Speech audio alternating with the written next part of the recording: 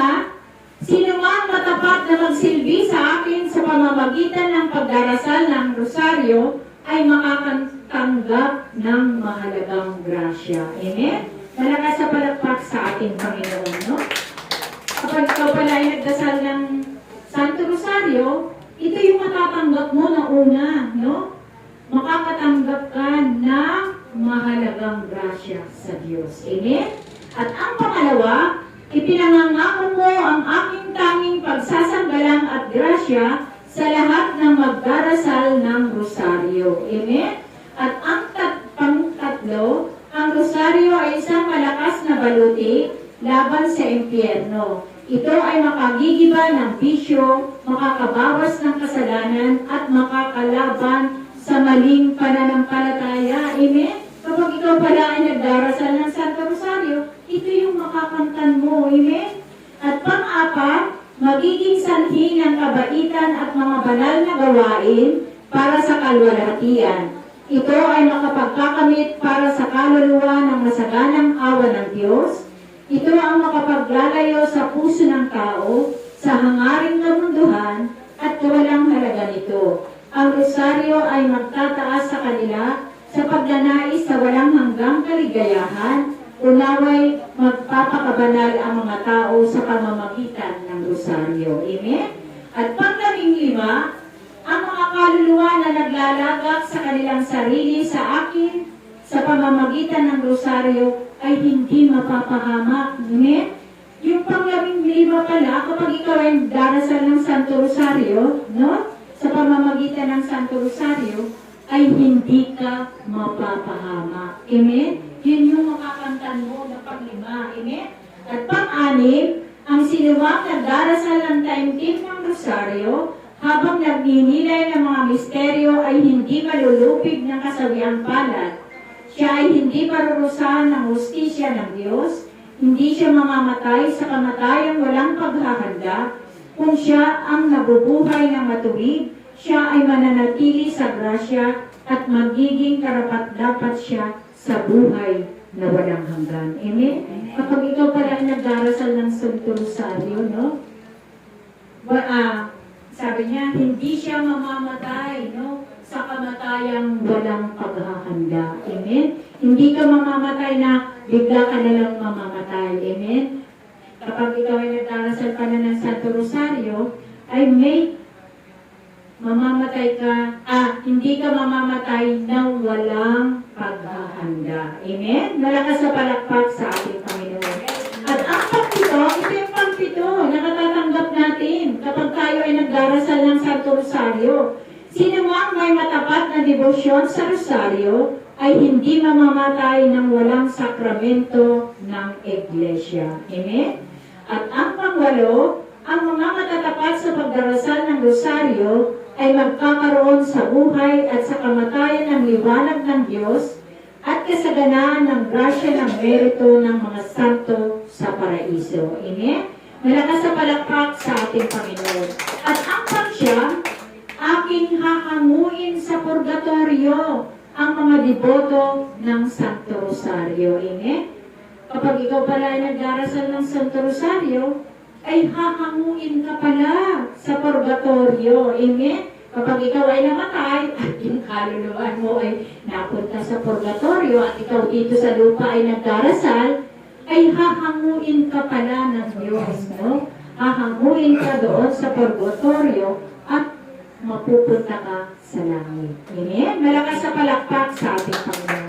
At ang pang-10, ang matatapat na anak ng aking rosaryo ay magkakamit ng mataas na kalwalhatian sa langit. Amen? Yun yung pang-10. Amen? At pang-11, makakamtan niya ang anumang hingin niya sa akin sa pamamagitan ng Santo Rosario. Amen? Kapag ikaw pala ay nagdarasal ng Santo Rosario, ano man daw ang hingin natin, no? Ano man ang hingin natin sa pamamagitan ng Santo Rosario, ito ay ipagkakaloob ng Diyos sa atin. Amen?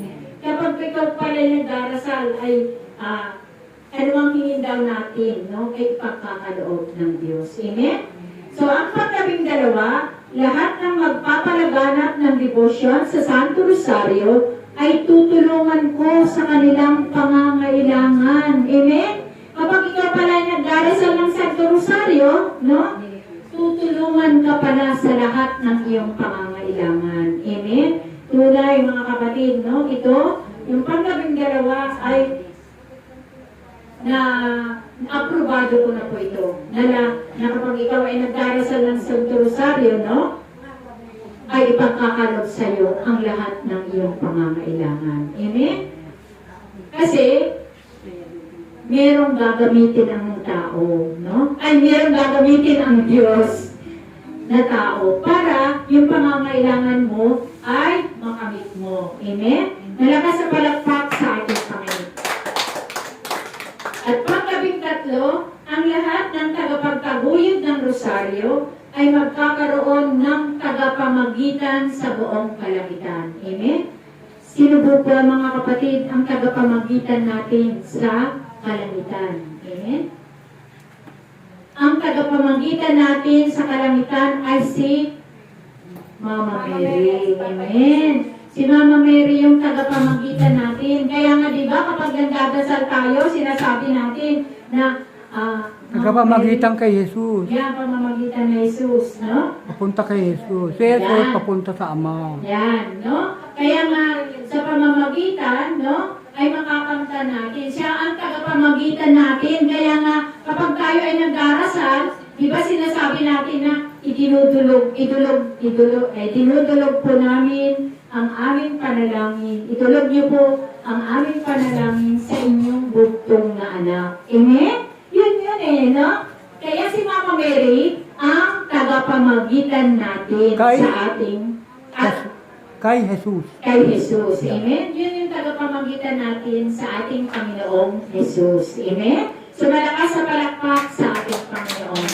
At pang-14, ang lahat na nagdarasal ng Santo Rosario ay ibibilang kong anak at kapatid ng bugtong kong anak. Amen? Kapag ikaw pala ay nagdarasal ng Santo Rosario, ay ibibilang kang anak at kapatid ng kanyang bugtong na anak. Anak na inampon. Yan, anak na inampon. Tawag daw. Amen, no? Yun, ibibilang tayo, no?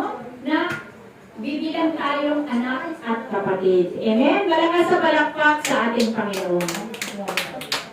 At ang pang-15, ang debosyon sa aking rosaryo ay isang dakilang tanda ng kahalagahan ng pagkaligtas ng isang tao. Amen? Yun yung last, no? Yun yung pang-5, na kapag ikaw ay nagdarasal ng Santo Rosario, ito yung isang dakilang tanda ng pagkaligtas ng isang tao. Amen? Malakas sa palakpak sa ating Panginoon. Kaya mga kapatid, palagi po tayong mag-rosaryo. Dati, hindi ako marunong mag-rosaryo. Amen? Wala po akong alam sa ganyan, no? Hindi ko po alam ang mag-rosaryo. Pero, ngayon, ay araw-araw akong nag-rosaryo. Amen? Dahil, bago ako gumising sa umaga, kailangan kong gumising ng alas 4 para mag-rosaryo. Amen? Araw-araw yan, no? Araw-araw yan na ginagawa ko. Nagdarasal ako ng Santo Rosario. Amen? Kasi nga, sabi nga, yung pagdarasal ng Santo Rosario, ito yung dakilang tanda ng pagkaligtas ng isang tao. Amen? Malakas sa palakpak sa ating Panginoon. Kaya nga, palagi po tayong mag-rosaryo kasi kapag tayo pala ay nag-rosaryo, no? Para na rin tayong nagbabasa ng Bible. Amen? Kasi nga, noong unang panahon, ay wala pang handy Bible, no? Kaya ang mga ginagawa ng mga tao noon, araw-araw silang nag-rosaryo kasi yung wala pang Bible noon, no? Wala pa yung nag-i-imprenta. Amen? Dumating lang yung handy Bible noong 15th century, no? Nung meron nang nag-i-imprenta, kaya dumating na po yung handy Bible. Amen? Kaya nga, ang ginagawa ng mga tao noon, ang ginagawa nila, nag-rosaryo na lang araw-araw. Kasi nga, yun yung, para na rin silang nagdarasal, ay para na rin silang nagbabasa ng Bible. Amen? Kasi, yung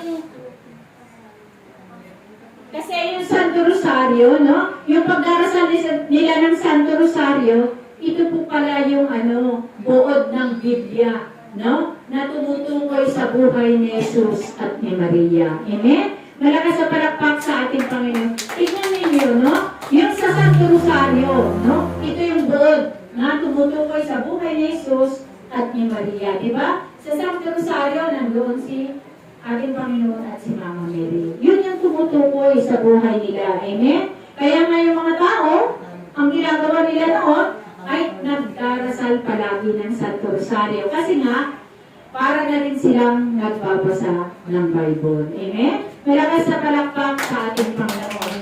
Kaya nga, palagi po tayong magdasal, no? Ng Santo Rosario, no? Kaya nga, yung 15 pangako, inano ko sa inyo para yung Santo Rosario, no? Ito yung makakantan mo, yung 15 pangako ng Santo Rosario. Amen? Malakas sa palakpak sa ating Panginoon.